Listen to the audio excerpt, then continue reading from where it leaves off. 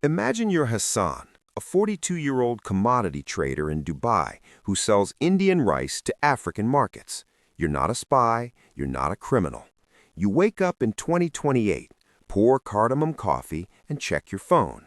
Your correspondent bank in Delaware froze $40 million of client payments. Not because you sold weapons, not because you laundered money, but because a buyer in Lagos once bought cement from a company that hired a contractor on a Treasury Department list you've never heard of. You call your account manager. The line is dead. The money exists on a ledger in Manhattan, but you can't touch it. It is Schrodinger's cash, simultaneously present and absent, quantum wealth that vanishes the moment you observe it. This is the Sanctions Guillotine. When Washington weaponized SWIFT, chips, and correspondent banking in 2022, they discovered they could decapitate economies from 7,000 miles away. It felt like power. It looked like victory. But they also snapped the dollar's reputation as a neutral store of value. The greenback transformed from neutral Esperanto of trade into a political instrument and a surveillance weapon. Nobody wants to hold their savings in a noose pointed at their own head. By 2028, the dollar's share of global central bank reserves bled from 71% down to 58%. That 13% hemorrhage represents $3.2 trillion in notional value seeking asylum elsewhere. For every percentage point the dollar drops, American purchasing power erodes by approximately $400 per household annually. The sanctions didn't just punish Moscow, they triggered an autoimmune response in the global financial body, teaching the world that neutrality was a lie. Weaponization means nothing without a delivery system. If the dollar is the noose, the BRICS are building new arteries beneath your feet. Meet Maria. She owns a soybean exporting firm in Mato Grosso, Brazil. 5 years ago, she loaded freighters bound for Shenzhen and waited 5 days for dollar payments to clear through J.P. Morgan's correspondent bank in New York. The paperwork was Byzantine, certificates of origin, fumigation stamps, bills of lading, but the cost was predictable at 6.2% in fees plus hidden FX spreads. The dollar was the sun around which everything orbited. Today, Maria uses the mBridge platform, a blockchain CBDC bridge connecting Brazil's digital real to China's e-yuan. Settlement is T+0 and immediate at 0.1% cost. She has bypassed the American banking system entirely, saving $3 million annually on $50 million in volume, money that stays in her business instead of feeding Wall Street. The SWIFT noose is slipping, and the economic gravity is irresistible. But payment rails mean nothing without hard value flowing through them. Enter the BRICS unit, astronomically pegged to 40% gold, 30% commodities like oil and wheat, and 30% weighted currency basket. This is the commodity necrosis of the fiat dollar. Since Nixon severed the gold window in 1971, the dollar has been backed by nothing but full faith and credit of a government $35 trillion in debt, a faith that looks increasingly like collective delusion or cult behavior. In 2000, $1 bought 111 barrels of oil. Today, it buys roughly 12. That is not inflation. That is necrosis, the gradual rotting of purchasing power into dust.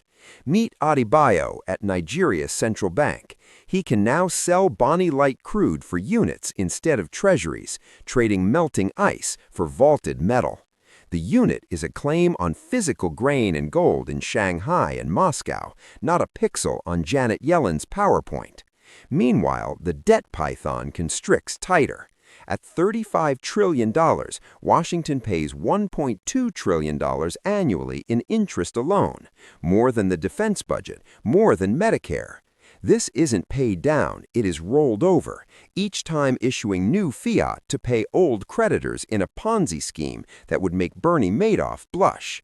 In 2023, foreign buyers finally balked. China dumped $200 billion in treasuries. Saudi Arabia stopped rolling holdings. Japan hesitated.